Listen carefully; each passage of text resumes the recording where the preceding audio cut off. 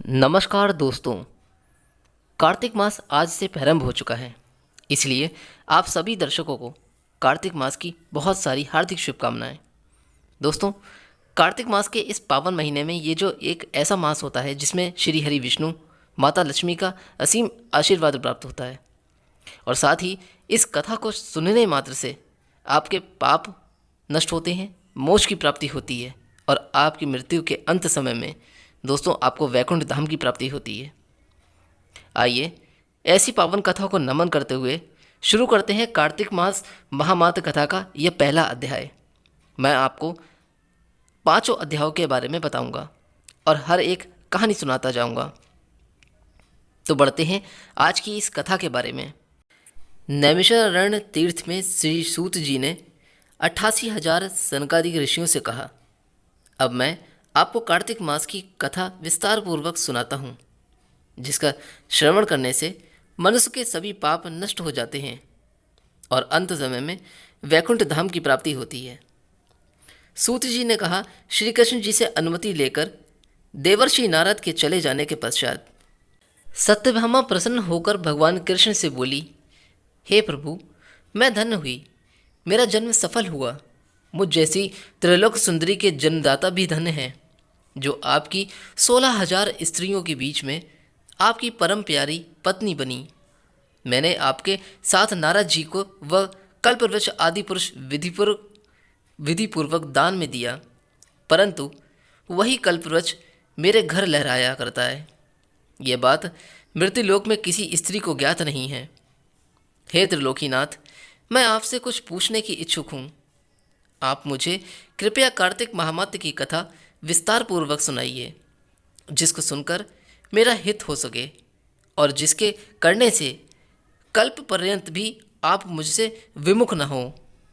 सूत जी आगे बोले, सत्यभामा के ऐसे वचन सुनकर श्री कृष्ण ने हंसते हुए सत्यभामा का हाथ पकड़ा और अपने सेवकों को वहीं रुकने के लिए कहकर विलास युक्त अपनी पत्नी को कल्पवृक्ष के नीचे ले गए। फिर हंसकर बोले, हे प्रिय, 16,000 रानियों में से तुम मुझे प्राणों के समान प्यारी हो। तुम्हारे लिए मैंने इंद्र एवं देवताओं से विरोध किया था। हे कांते, जो बात तुमने मुझसे पूछी है उसे सुनो। एक दिन मैंने श्री कृष्ण तुम्हारी सत्यभामा इच्छा पूर्ति के लिए गरुड़ पर सवार होकर इंद्रलोक जाकर कल्पवृक्ष मांगा।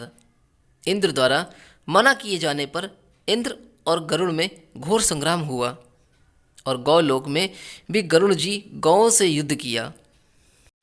गरुड़ की चोंच की चोट से उनके कान और पूंछ कटकर गिरने लगे, जिससे 3 वस्तुएं उत्पन्न हुईं। कान से तंबाकू, पूंछ से गोभी और रक्त से मेहंदी बनी। इन तीनों का प्रयोग करने वाले को मोक्ष नहीं मिलता। तब गौओं ने भी क्रोधित होकर गरुड़ पर वार किया, जिससे उनके 3 पंख टूटकर गिर गए।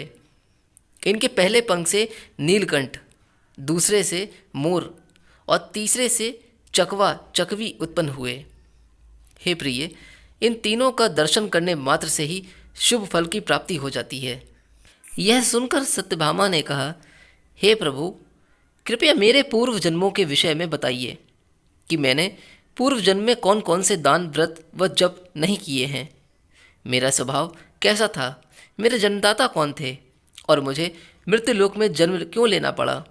मैंने ऐसा कौन सा पुण्य कर्म किया था जिससे मैं आपकी अर्धांगिनी हुई। श्री कृष्ण ने कहा, हे प्रिय, अब मैं तुम्हारे द्वारा पूर्व जन्म में किए गए पुण्य कर्मों को विस्तार पूर्वक कहता हूँ, उसे सुनो। पूर्व समय में सतयुग के अंत में मायापुरी में अत्रि गोत्र में देव वेदांत का ज्ञाता देव शर्मा नामक एक ब्राह्मण निवास करता था। वह प्रतिदिन अतिथियों की सेवा, हवन और सूर्य भगवान का पूजन किया करता था। वह सूर्य के समान तेजस्वी था। वृद्धावस्था में उसे गुणवती नामक कन्या की प्राप्ति हुई। उस पुत्रीहीन ब्राह्मण ने अपनी कन्या का विवाह अपने ही चंद्र नामक शिष्य के साथ कर दिया। वह चंद्र को अपने पुत्र के समान मानता था और चंद्र भी उसे अपने पिता की भांति ही सम्मान देता था। एक दिन की बात है, वे दोनों कुश व समिधा लेने के लिए जंगल में गए। जब वे हिमालय की तलहटी में भ्रमण कर रहे थे, तब उन्हें एक राक्षस आता हुआ दिखाई दिया। उस राक्षस को देखकर भय के कारण उनके अंग शिथिल हो गए और वे वहां से भागने में भी असमर्थ हो गए। तब उस काल के समान राक्षस ने उन दोनों को मार डाला। चूंकि वे धर्मात्मा थे, इसलिए मेरे पार्षद उन्हें मेरे वैकुंठ धाम में मेरे पास ले आए। उन दोनों द्वारा आजीवन सूर्य भगवान की पूजा किए जाने के कारण मैं दोनों पर अति प्रसन्न हुआ। गणेश जी, शिव जी, सूर्य व देवी, इन सबकी पूजा करने वाले मनुष्य को स्वर्ग की प्राप्ति होती है। मैं एक होता हुआ भी काल और कर्मों के भेद से 5 प्रकार का होता हूँ। जैसे एक देवदत्त, पिता, भ्राता आदि नामों से पुकारा जाता है।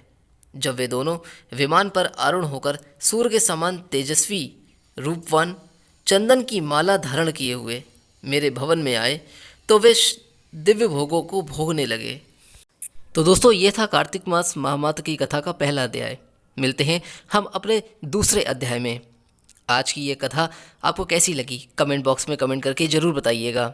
माता लक्ष्मी, श्री हरि विष्णु जी का आशीर्वाद आपको प्राप्त हो। तब तक के लिए खुश रहें, स्वस्थ रहें। वीडियो में जाने से पहले एक बार वीडियो को लाइक करके चैनल को प्लीज़ सब्सक्राइब करना मत भूलिएगा, ताकि माता लक्ष्मी की कृपा आपके परिवार पर सदैव बनी रहे। फिर मिलते हैं दूसरे अध्याय में। तब तक के लिए जय श्री राम।